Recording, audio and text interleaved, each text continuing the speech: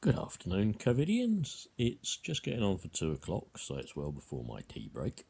And I want to begin on Sunday with just asking a simple question. How long do you think it took for Britain to become this cruel?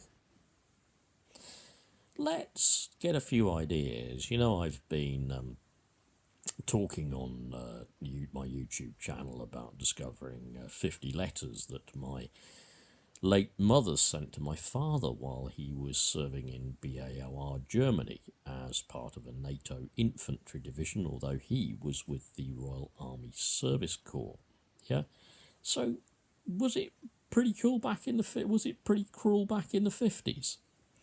Do you know what? Although I was born late 50s, I don't think it was that cruel. Yeah. I know we might well be talking about the Conservative government of Harold Macmillan and the famous white heat of technology. I know we might well be talking about Tory, possibly some Labour. I can't remember the exact political makeup of governments back then. I wasn't born until the last years of the 50s anyway. But I don't think we were that cruel. I think we were a kind of patriotic nation. I think in the 1950s we were paying attention to what we called the Commonwealth of Nations, the British Commonwealth. We began to see nations achieve their independence, yeah, although we'd kind of virtually occupied them before. But, India, Pakistan, places like that, okay? So we began to see that. We had, for example, in the 50s and 60s, the Windrush generation coming over from Jamaica, which, originally, I guess, was a British colony, yeah? So, but we weren't so cruel, were we? We weren't cruel. Yeah, I know when the Windrush generation came over, they faced immediate prejudice. I know that there were signs on boarding houses saying, no pets, no dogs, no blacks, or something. I don't never remember in what order. Yeah, I know that. Yeah, but we weren't as cruel as we are now, were we? Yeah, even if we were governed by the Tories, it's not quite so cruel.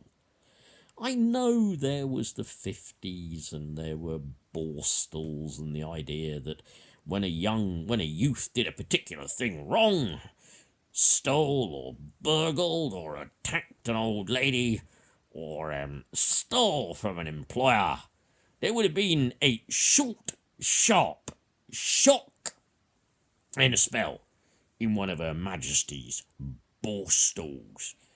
Borstal boys. I know that's what the world was like then, okay?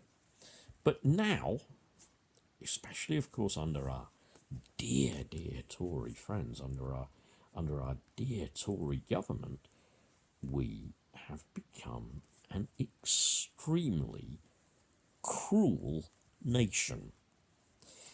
As Priti Patel talks about bleeding heart liberals, lawyers and do-gooders and reforming the immigration system, look what we have here, yeah?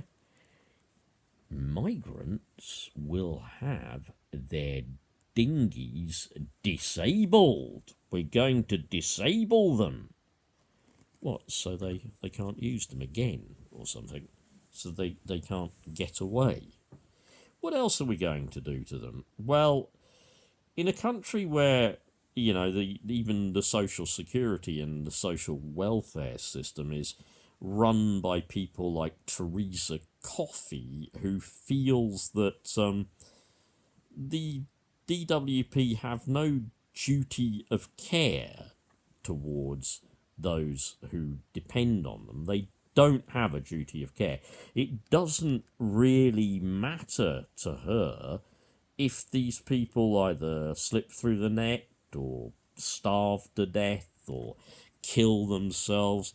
it doesn't really matter because she doesn't have any kind of legal responsibility to look after them.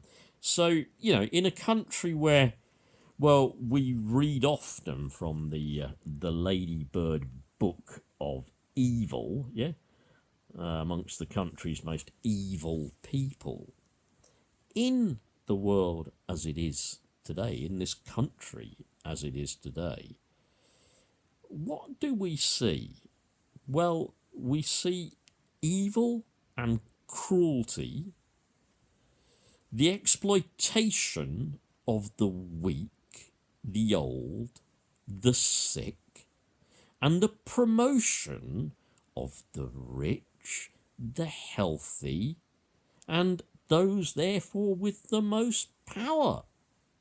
We see, again, as we slip, ever nearer, ever more into the grip of fascism, advocated by men like Jacob Rees-Mogg, who says, well, really, people must in the UK be able to offset any adverse negative Brexit effects from their savings, shares, bonds, inheritance, and work expenses. Does this man live in the real world? How many people have got savings, bonds, expenses, and shares and work expenses? How many people have got those things? The man lives in another world. Yeah? But what we've become in this world is a nation that now, going back to such an evil person, is deciding not just to disable their dinghies, but perhaps to put them in prison hulks off the UK coast, because really we don't want them landing. You see, if they land, it can cause all kinds of legal problems.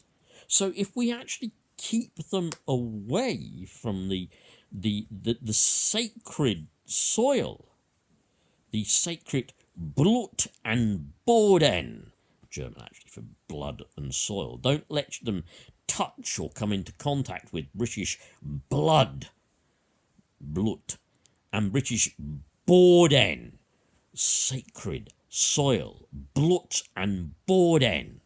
If we keep them away from those sacred places, it might be easier to send them back, because clearly they're not really seeking asylum. They're seeking and freeing from persecution and fear. They're not. No. They're coming to scrounge off the system because the streets here are paved with gold, and they know it. Yeah, they know it. That's why they're coming.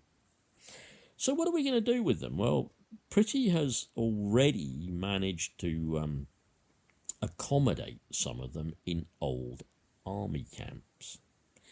Now, The Guardian had pictures of inside one of these, and they are appalling.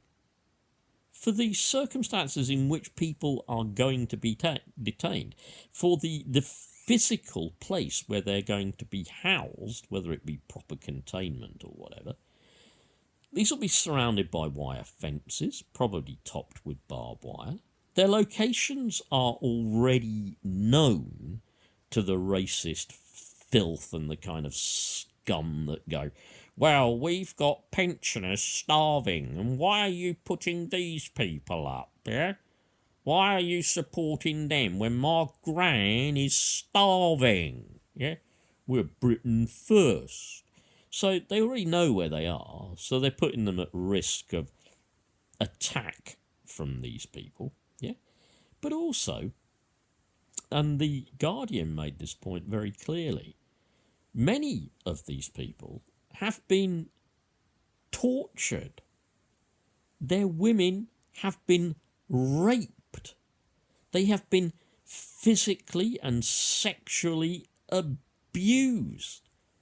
And particularly with regards to women who have suffered this, For example, the shower facilities they're using are totally communal, Obviously I imagine just women in one side and obviously men in the other side, I agree.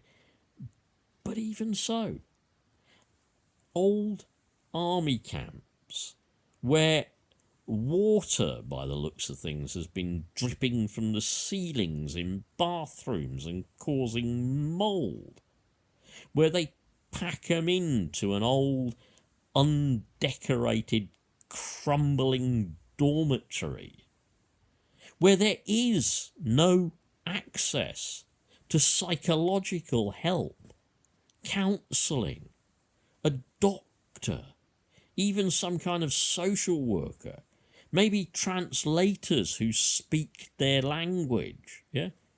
No such access, yeah? And plans in future, obviously, to detain them on old cross-channel ferries, adapted to become the equivalent of Dickensian prison hulks. Will they be already welding the child cages to the decks, just like Trump does in America? Yeah. Are they going to separate them? Children are going to be taken away from their parents? Are we going to need children in UK courts pleading their case for asylum? Are 5-year-olds, 6-year-olds, 3-year-olds, 2-year-olds, are they going to be in front of the court saying why they, not their parents, but why they should be allowed to stay here? This is living under fascism. This is fascism. We are ruled. We're not governed. We're ruled by a group of fascists who are concerned only with one thing: making sure that the rich people who donate to their party, who vote for them, who keep them in power, who lobby for them, who protect them when they disobey the law, yeah, they're only interested in serving those people. Those of us who are powerless because we are poor, we are old, we are sick, we are disabled, we are unemployed, we're not able to medically or physically work, they're interested in demonising us. And by God, as COVID spreads, they're going to be so grateful that they will lose more of us, because that's more money they don't have to pay out in pensions, and it's more tax cuts they can give to their rich supporters. Think about this. Think about what I was saying before, where I'd indicated about receiving these letters from my mother to my father back in the 1950s. They are still beautiful to read, and they fill me in with such insight. Yeah. But look at what this country is becoming. And this is before Brexit. A country that is considering detaining migrants pleading for asylum on the equivalent of what would have been prison hulks in the time of Charles Dickens. Bye, and have a good Sunday.